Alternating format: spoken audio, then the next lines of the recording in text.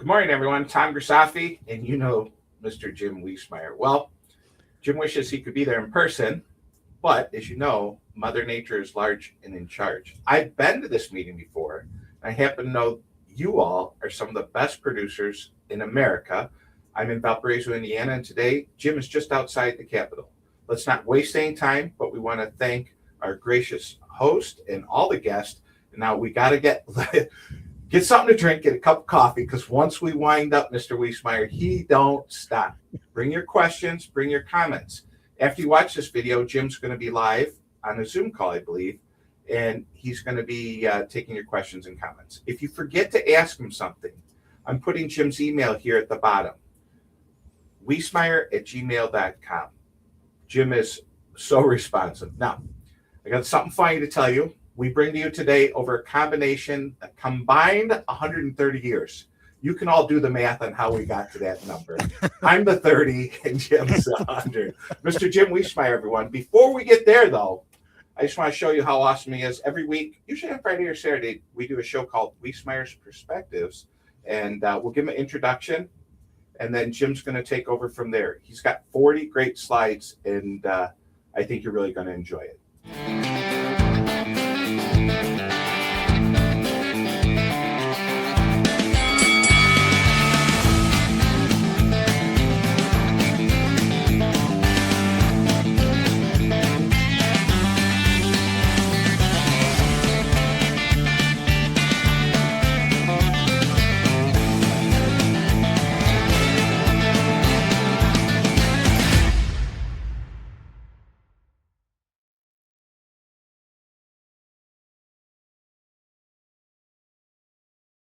Mr. Jim Wiesemeyer. Here we go. We've got a lot to go through. I'll try to connect some dots because a lot going on in the foreign policy, trade policy, energy policy, you name it. Here we go. As the events unfold, and with Trump, it's almost every hour, not just every day, every hour. On the first one, I know what's on your mind is that Farmer Bridge Assistance Program. That's the funding level of $11 billion for row crops, $1 billion for specialty crops, and that includes sugar beets. That's woefully inadequate, by the way, and Congress will settle that one with an additional program. More on that later. Where are they getting the money? They got it from USDA's Commodity Credit Corporation, CCC. Trump always says it's coming from the Trump trade tariffs. That's just not correct. As I said, Congress later this year, probably February, March, or April, are going to attempt another economic aid package because, frankly, this is the biggest drain on farm income liquidity that I have seen since the 1980s. We're not as bad as the Depression in agri in the 1980s, but if we have another bad year, without economic aid, we'll get there. Timing of those payments, I think, by the announcement, they're going to come by February 28th. I think they'll make an announcement on February 23rd. At least that's what I'm saying. And in many cases, it'll go right into your accounts. As far as eligibility, most of you qualify if you have a program crop. Next one. The per acre payments, they're based on USDA cost of production models. You can quibble, as I do, on the validity of those cost of productions, but it is what it is. The WASDE price forecasts used were in December. Soybeans didn't like that because they had a price run up, and they think their level, look at soybeans, just under $31 an acre payment. They think they were shortchanged. And I never like to pit one commodity over the other, but some commodities got some pretty adequate, as far as I'm concerned, per acre payments. And I want to stress there is no factor on these payments. It's unlike some other farm programs where you get 85% of the payment rate per acre. No, this is what you see is what you get. They built that into the program based on 25 planted acres. They have a unified formula, so there's no variances by state. Example, North Dakota has usually has a far wider basis than Ohio or Illinois, where I'm originally from. And payments are going to cover just a portion of modeled losses, scaled to that $11 billion cap. So despite even some farm publications, I can't believe it, saying this is a bailout, it's nowhere close to being a farmer bailout. Next one. Payment limits and by crop. You can see, look at rice and cotton and oats have pretty lofty payments because they've had a big drain, more so than corn, corn, bean, and other crops. There's a 155,000 payment limit per person or legal entity. That's the one big beautiful bill standard that for the future I'll call OB3. There's a 900,000 AGI test for eligibility. Now that's a fly in the ointment here. So if you're a real large producer and you go over that AGI test, you're ineligible. And frankly, I think that's a costly omission for farmers. Big is not bad to me. The payment cap of 155,000, the ECAP limit was 250,000. Now, ECAP was the program. Remember, they announced the $10 billion program when Congress approved that December 21st, 2024. And in the ECAP, not only was there a $250,000 pay cap for those with 75% of average gross income coming from farmers and 125,000 for those with less. In this program, they're reducing the payment limitation and they're going back to the more stringent adjusted gross income test. So it is what it is. Those are the provisions. Next one. This is why rice, cotton, peanuts, and other acre payment rates are higher than corn, wheat, and soybeans, because look at the drain, that accumulated drain that cotton, rice, and oats and peanuts have had. That's not saying milo and wheat and corn and soybeans didn't have the cash flow drain, but not to the degree on a percentage basis as those other crops. So, and I want to point out, if the aid package was limited to just trade policy mitigation, where initially it was only going to be, total funding would have been half of what was eventually announced for economic and trade aid, 11 billion row crops, $1 billion for specialty crops. Next one, crop payouts. You go where the acres are. Of course, corn has the most acres, so they're going to get, by estimate, about $4.3 billion of this $11 billion program. Soybeans rounded to $2.5 billion. Wheat, almost $2 billion. Next one. And this is by state. Look at Texas. That's where the acres are, and that's where the big crops are, etc. Almost $1.1 billion. You can see Iowa and Illinois or other states, but look at Kansas. Kansas, best, my home state, original home state. I don't claim it anymore. I claim Virginia. Kansas is up there. That tells you the low prices that wheat that triggered in those big payment rates. Next one, Tommy. The OB3 that was signed into law had higher reference prices. Thank goodness. We had a mini farm bill in that, and it had improved ARC, increased loan rates. We have 30 million potential base acres increases ahead, and it updated the payment limitations. Almost $50 billion investment in Farm Bill, Title I, if you will. That's the largest since the 2002 Farm Bill. You think that bill wasn't important? It was. Next one. The ARC PLC payments for this year's crop, for 2025 crops, won't be paid until October. And this is the reason why we need a bridge program to get from now until October. Now, these will vary depending on market prices, but about a month ago, University of Illinois put out an estimate of total ARC PLC payments for the 2025 crops of $13.5 billion. That's cash flow. Where corn a little over $6 billion, and Tommy, go back, yeah, and wheat almost $3 billion, and soybeans about $1.2 billion. Now, of course, I know you all want it from the marketplace. This happens if you don't get it from the marketplace. It'll be counter-cyclical. If you get more higher prices, which I hopefully you will from the marketplace, these numbers go down. Next one, Tommy. The crop insurance, and boy, Joanie knows all these provisions, and she'll go through them with you. But if you're not going to take ECO, when I've given more than a few crop insurance speeches throughout this great country the past 2 months, ECO is penciling out in many areas, Wisconsin, North Dakota, etc. I want to know why it doesn't work out in your area. Let's go to the next one, Tommy, because that's where this is what they did in that OB3 bill. The premium support increased 3 to 5 percentage points. The SCO coverage level increased from 86% to 90%. Premium support increased from 65% to 80%. Now, if somebody, in this case taxpayers, are going to offer you a subsidy of 80%, you better pencil out SCO and ECO.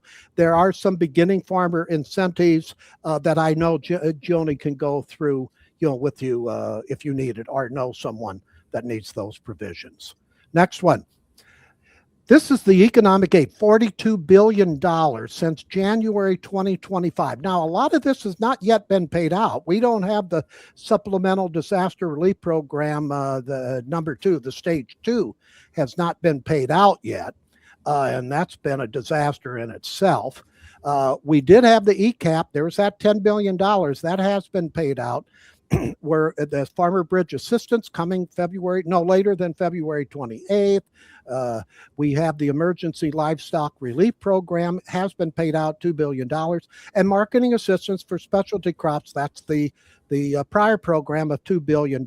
So we've got a chunk of cash flow coming out in farm programs. And don't forget, if you got a special disaster relief program, STRP stage 1 payment, I'll guarantee you a top-up payment, probably June. So some more cash flow is going to come in the summertime.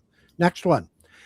These are, we'll go quick with these. This is the reason why we need Congress to act again on an additional farmer relief package. Reason, input costs are rising for the 3rd consecutive year, and these are by crops. When you have time, study these. I think Joanie made a printout. In fact, I know that you can study these charts when you have more time, but you can see the drain. Now, a crop insurance program can help you out from a revenue enhancement perspective, but when you have continued years of low to relative low prices, no crop insurance program can help you out. That's why you need Title I and a safety net with the Farm Bill. That's why we have it. Next one. The cost of production. Again, you can quibble, but this is where the cost of production for major row crops versus the national average dollars per acre with 26 projections. And this is, again, why you see the per payment for rice, peanuts, higher than most commodities. But you can see corn, look at those fertilizer prices.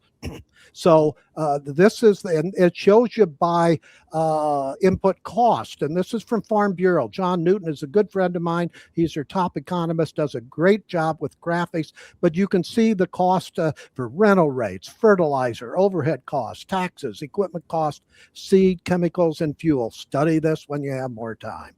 Next one. Farm losses remain after the FBA program, which is another reason why Congress knows. They've talked to ag bankers and the farm credit people. They know that there's still a drain out there. Look at that. Rice, farm losses remain $210. Let's go to corn, 87, soybeans, $61. The need is there even after the Farmer Bridge Assistance payment and the ECAP payment, net loss after those programs. Break-even prices. This is another way to show the pain that's going on in farm country throughout, other than the cattle industry. And hogs have a good run up lately. But look at soybean. You look at the spread between the red dot and the actual marketing year average prices compared to break-evens. But look at cotton, look at the spread there, corn, you can see the spread there, not as wide as soybeans are. And this tells you the degree of pain and the price run up needed to really get into break-even prices. Next one. Here's what is being discussed. They're focusing on the Senate. I haven't heard much out of G.T. Thompson out of the House Ag Committee chairman in Pennsylvania.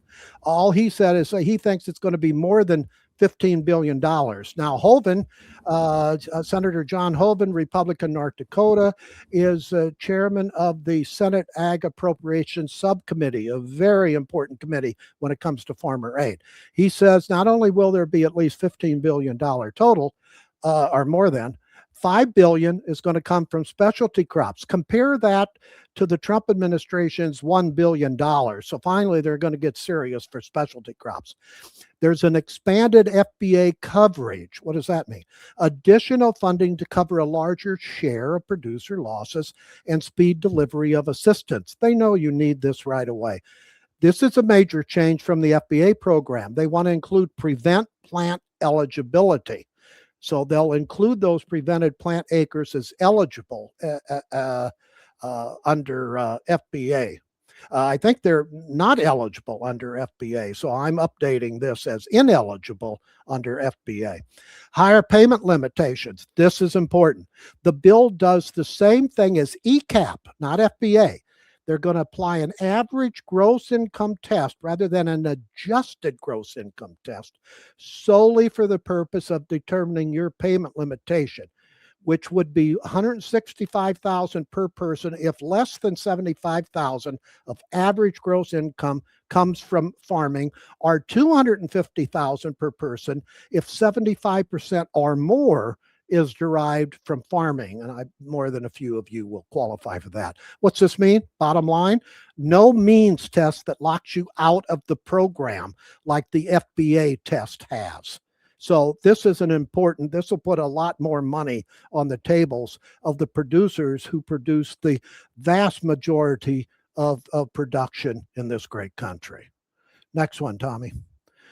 This is another one for the Senate bill. Now, these are subject to changes, but targeted relief above national averages. What does that mean? That's Washington talk. It means separate assistance for producers, soybeans, who were forced to sell at depressed prices or face before the $1.50 run-up that we saw in soybeans in November last year, are facing elevated production costs, allowing base FBA payments to flow immediately.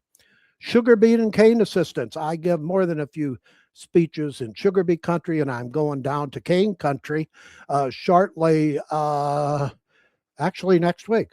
Relief for sugar farmers amid record losses in an oversupplied market. They need help too. Higher loan limits. It increases farm ownership and operating loan limits to improve access to capital as costs rise. So that's the package. Not a bad one. Let's hope it gets approved. When could it happen? As I said, the attempt will be made in a supplemental spending bill. That'll come either February, March, or April.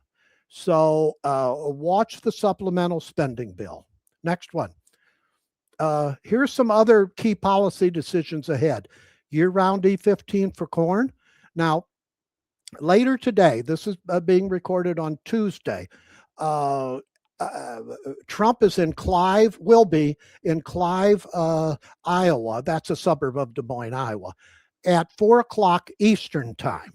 Now, I'll have an update tomorrow in my Q&A with you, what he said and what the meaning of it is what he said.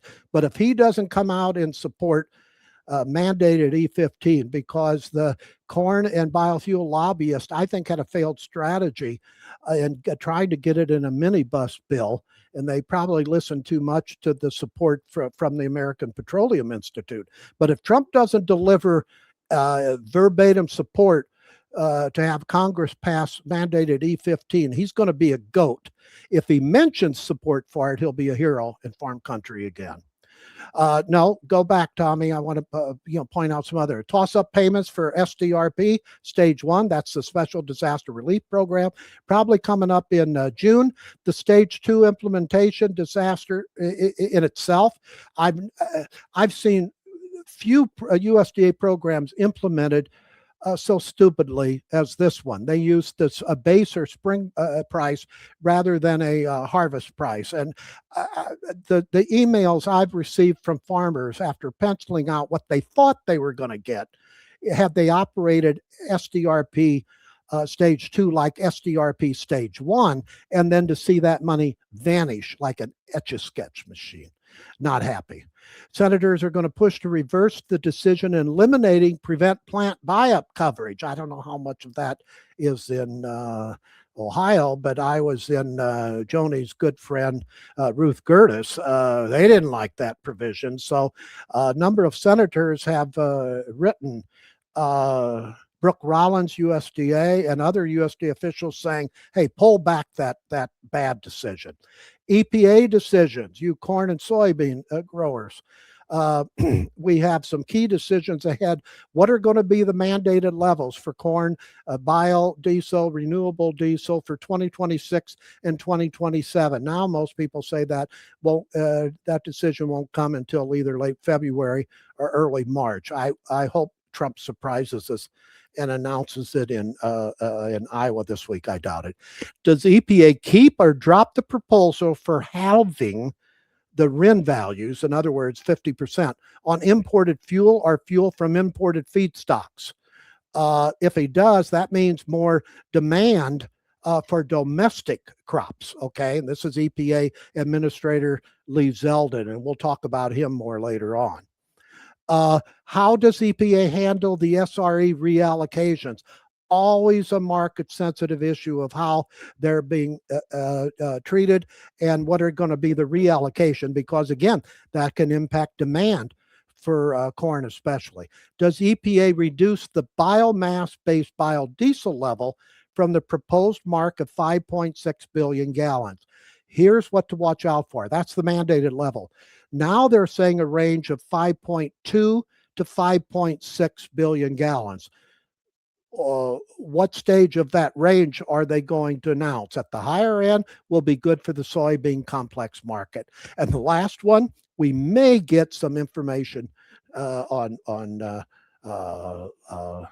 later this afternoon, Tuesday. Treasury Department may finally detail some provisions of the 45Z program. That's the sustainable aviation fuel. We can't really pencil out the impact of the 45Z program until we have the regs from the Treasury Department. Why the Treasury Department? Because it's tax incentives. And who's over that is Scott Bessent, Secretary of the Treasury. He used to say he was a farmer, but I think he was an investor more than a farmer in North Dakota. Okay, the next one, Tommy. This is not just a farmer downturn in the marketplace. John Deere has seen weakened farm equipment sales of large equipment, 15 to 20% decline in both U.S. and Canadian large ag equipment demand. Cargill, although still making buco bucks, their revenue fell to a 4-year low. So similar to ADM, Bunge, Louis Dreyfus. Farm magazines. Have you picked up a farm magazine lately? Not many pages in it, huh? Yeah, this is pervasive. And again, I haven't seen this since the 1980s. Next one. Now we're going to get into Trump. Trump 2.0. How is he different than 1.0? This graphic shows on the right-hand side a roller coaster, and that adequately explains how you cover Trump 2.0. I mean, it's a roller coaster, up, down, you name it. Now, one listener who saw me use this graphic, look at the off-ramp. There's only a single off-ramp. He told me I ought to have at least 5 or 6 different off-ramps because that's what Trump does. He can go different ways. It's all the art of the deal, leverage and things like that. And Trump aims for the moon, but really wants to only go about a mile high. So you have to go through meanderings until you get to the true Trump policy. Next one, Tommy. How is his 2.0 different than 1.0? He's even more impulsive. You've got Trump on steroids now. He knows much more about Washington. He learned during his first term in office, and even more importantly, the 4 years he was out of office. He worked almost every day in a big staff of gearing up for Trump 2.0. And that's why he hit the ground literally running. His focus has been and will continue to be trade, tax cuts, energy, make America healthy again, and deregulation. Now, the White House person told me the key between Trump 1.0, his first term, and Trump 2.0 is in Trump 1.0, companies and producers, that means you, were number one. That was America first. Now it's American consumers. So that has changed some of the way his announcements have been made. Last one, he has a more loyal cabinet that won't write negative books about him. Let's just go through some of the stars really briefly of Trump 2.0, Tommy. I think we have a list of the Trump cabinets that I like to speak to. Treasury Secretary Scott Bessent, very smart man. He's dealt with China relative to whatever agreement we got in the U.S.-China agreement. Remember, that was the 12 million tons of soybean purchases by China by the end of February, and they've already made that, despite a number of so-called smart ag industry analysts and consultants when this was first announced saying they didn't think that China would follow through. They're not so smart, are they? Okay. Bessent is really smart when it comes to financial matters, and that's needed if we get a trip up relative to the bond market or interest rates or something like that. The next one is Secretary of State Marco Rubio, the first Latin American Secretary of State. He's probably the most moderate in, at least on most issues when it comes to the Trump cabinet, but he's very much a China hawk. He was approved in the Senate 99-0. That wouldn't happen if the vote was held today. But he's a smart man, and he's a future either vice president or presidential material. Watch his career. EPA Administrator Lee Zeldin. I never would have thought in my 50 years of covering the business of agriculture, I would put any EPA administrator on a stars list for agriculture, but I am. Reason? He turned pro-ethanol because his boss is mainly pro-ethanol. As a congressman from New York, he was anti-RFS and corn-based ethanol. And he's also very aggressive when it comes to deregulation. And many regulations are unfunded mandates. Another word is taxes. So far, he's doing a really good job. He just needs to announce the RFS mandates for corn and soybeans. Jamison Greer, the U.S. Trade Representative, he's kind of the nerd of this group. He does the work. And he helped write the U.S.-Mexico-Canada agreement. He helped write the U.S.-China Phase 1 agreement in Trump 1.0, and he knows the nitty-gritty when it comes to trade policy. He is not an ideologue. However, he fervently believes Trump's trade policy. Reason? He was chief of staff for Bob Zoellick, who was U.S. Trade Representative under Trump 1.0. So he's very aggressive when it comes to trade tariffs. The last one is USDA Secretary Brooke Rollins. I like her personally. She is the most articulate spokesperson I've seen in my career since Earl Butz. Some of you won't remember because you're not old enough. Earl Butz under the Nixon administration, but she can really communicate.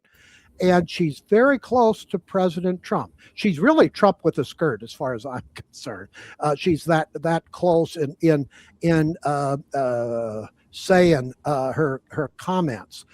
The best thing I can say about her is she was almost White House Chief of Staff. She was in the running. Susie Wiles got it. So I think she could eventually come into that role. She's probably on media too much, Fox Business or Fox News or CNBC. Some people tell me she needs to talk to farmers and ranchers personally a little bit more, but all in all, gets a pretty good passing grade. Next one. Mr. Wiesemeyer, I'm gonna let you catch your breath. Okay. You go ahead. I gotta let you catch your breath. Get something to drink. We're halfway through the show. I'm impressed. I hope you all are impressed. I see you giggling down there. Now back to the show. Okay, next chart. Yeah, Congress. Are we going to get more bipartisan or more partisan? I hope I'm wrong here. I think more partisan, and I think you're seeing it. Democrats are going to get more progressive or socialist, to be fair. Republicans are going to get more conservative. Yes, even more conservative. It's the decline of moderates, who I think are the majority of America are moderates. They're either center left or center right, but that's not how Congress is designed. Reason is the next chart, Tommy. 80% of House seats are not competitive. The lawmakers in those seats, even if you're a Democrat or Republican, they're afraid of being primaried by their own party. So that's why we're seeing a shift of Democrats to go further left or socialistic, and for the Republicans to go even further right, so they're not primaried. Next one. Betting markets are getting to be key, and frankly, on a number of topics, I have to monitor them because why? They've been fairly accurate. So a lot can change between now and November elections. We'll have to see if the economy picks up with all those good pro-business incentives that we've seen in the One Big Beautiful Bill. But right now, Kalshi, odds are the Senate 67% odds that the Republicans will retain control of the Senate. But look at the House. The odds makers are saying 77% odds that the Democrats will regain control of the House. And you will see even a different Washington if you have a split ownership of Congress or control. So I don't want to spend too much time on this because there's a lot to go through between now and November. The key election, however, will be affordability. Sticky inflation. We still have sticky inflation. Food inflation, those beef prices are still relatively high. Egg prices have come down 60% or more, so progress.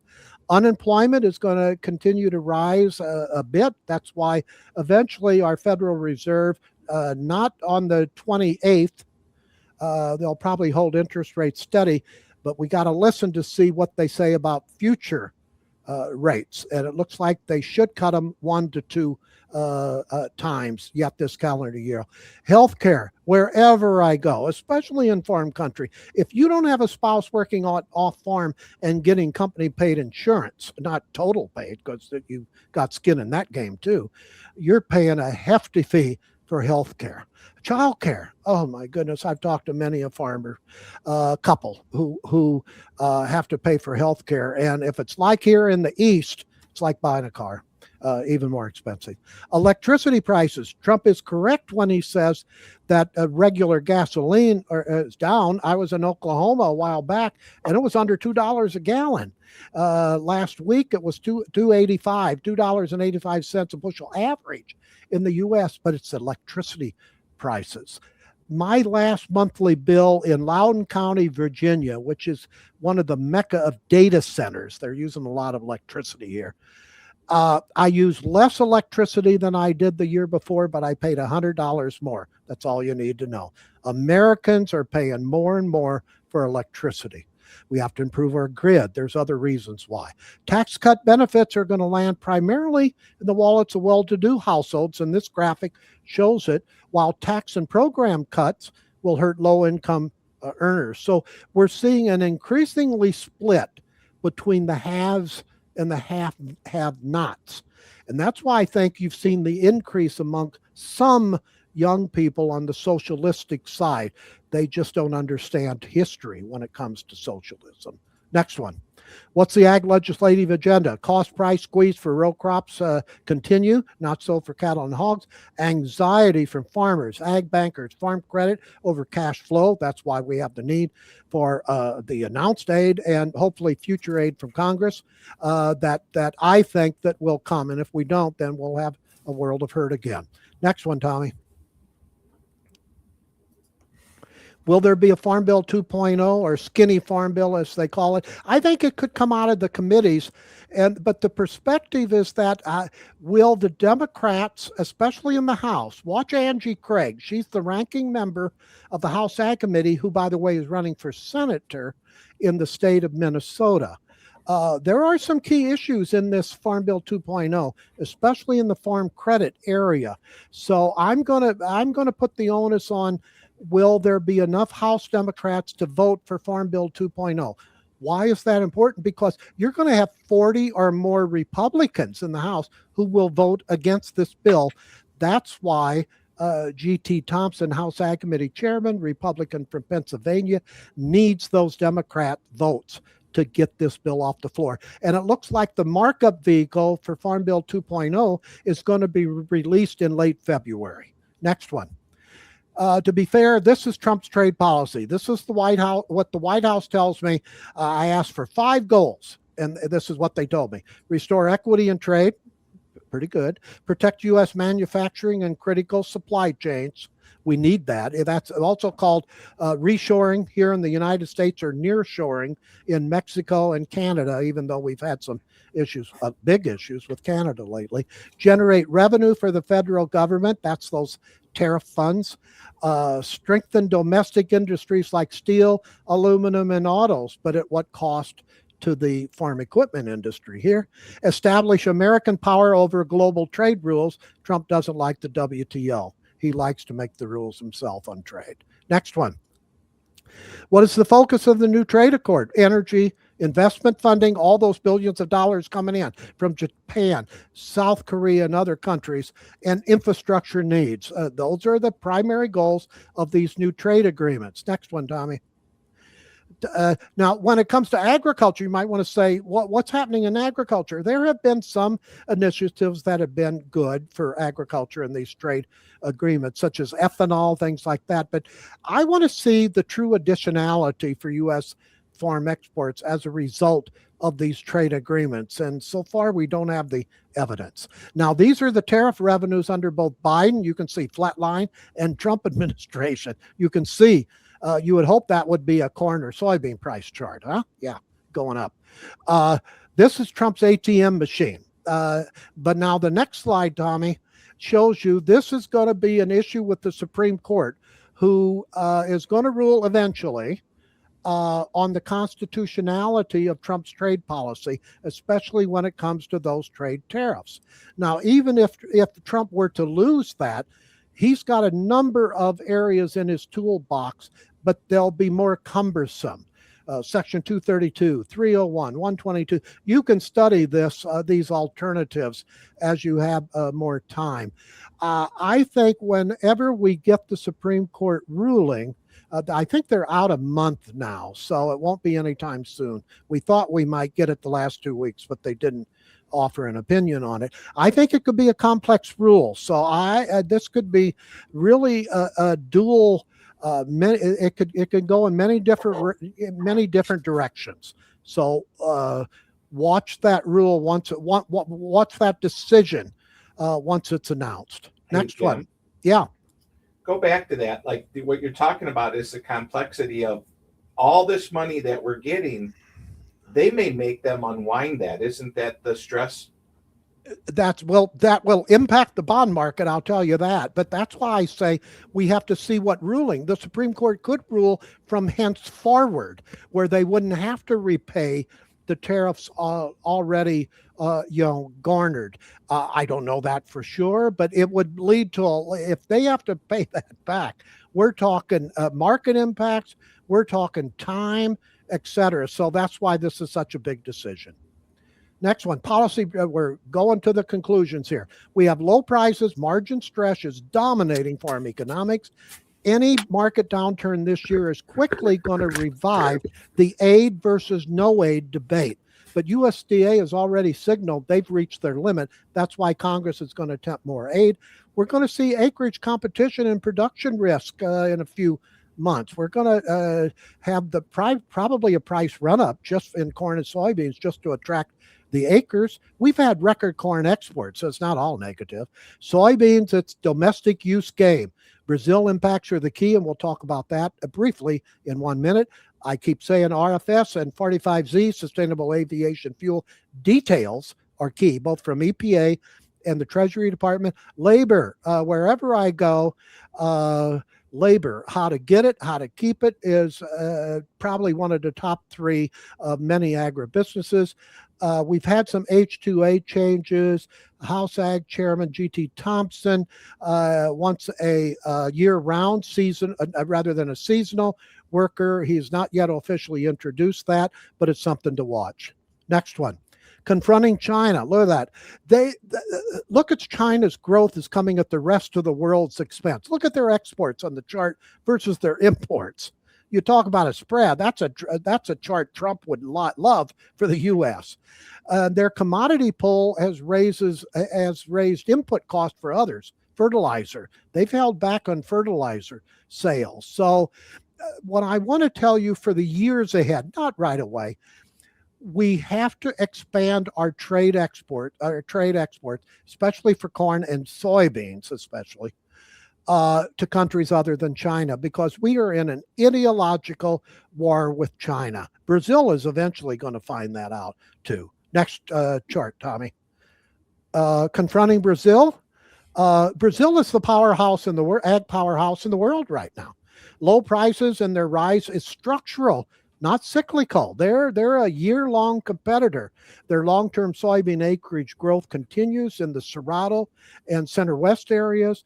They have a heavy reliance on second crop corn, that's safrinha, and that's creating large mid-year surpluses. So they're also a drain on corn exports, but you have to watch their domestic utilization. That's increasing of corn in Brazil, both for ethanol and for their domestic feed industry. So I think that's going to put a governor on their corn exports in the years ahead. They have a strong alignment with China demand, probably too much, and they could feel the pain much like the U.S. soybean sector felt.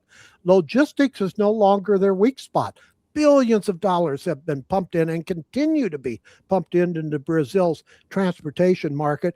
They also have a fertilizer import dependence, but they're investing in more domestic fertilizer production to the degree that I think that the U.S. should echo what they're doing in fertilizer production. How do you confront them? They're just not corn. They're just not soybeans and corn. Cotton. They're now the world's top exporter in cotton, reshaping the global price discovery. Sugar. They have a flexible sugar ethanol mix, and that gives them an outside influence on global prices. Ethanol, as I said before, the rapid growth in corn ethanol boosts the domestic corn demand, and it impacts their export flow. So you have to watch their export program and ethanol, domestic utilization. Livestock, they've expanded beef, poultry, pork exports, and that's in their feed and foreign exchange advantages. The takeaway for Brazil, they're building a self-reinforcing grain, biofuel, and protein flywheel. Of course, we can do the same. But our success depends on execution, diversification, and moving up the value chain rather than trying to outgrow Brazil in bulk commodities, soybeans. Let's do them away with in our focus on soybean meal and soybean oil. Next one, Tommy. Positive developments. I always end with positives. We have dietary guidelines that were announced. That's it, that inverted pyramid. It's a boost for dairy and protein. So if you raise anything protein, which you do, you're in a growth market. I keep mentioning the RFS mandates for 26 and 27 should be corn and soybean demand positives. 45Z program, sustainable aviation fuel, will be especially supportive for soybeans. Congress is going to provide at least $15 billion in more farm aid, in my judgment, to go with the $12 billion FBA program. Farmers are going to get SDRP Stage 1 payments in a top-up sometime in early summer, likely in June. That'll bring additional cash flow. The next list, and I think we end it with there, Tommy, one more chart. 6, early spring in corn and soybeans, early spring rally via the planted acreage competition. You usually get it. You may want to consider selling some crops during that time. May want to consider. You don't go bankrupt making money. Remember that. If China lives up to its purchase commitments, they did on the 12 million tons of soybeans, their next commitment is 25 million metric tons of soybeans for the next marketing year. Will they fulfill? Pressure on Congress approving year-round E15. U.S. economy, more growth will boost overall demand for farm products, not just the grain affiliated in the feed demand for livestock, but energy. And last one, interest rates, they're going to go lower, probably 2 more Fed cuts this calendar year and more if needed. That's the end. Now, I'll come on shortly. I tried to connect a lot of dots there for you. Help is on the way, as lawmakers like to say, but I'll take your individual questions as Joanie gets me live on Zoom right now. Jim, that was awesome. I'm impressed. We'll see you all soon.